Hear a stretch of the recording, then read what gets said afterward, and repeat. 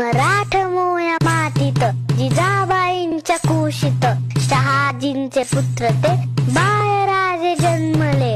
भाला फेक तलवारी रणनीती घोडेस्वारी व्यवहार कारभार नेटाने शिकले. रायरेश्वराच्या मंदिरी साथीला सवंगडी वय वर्ष 16 स्वराज्य प्रण घेतले.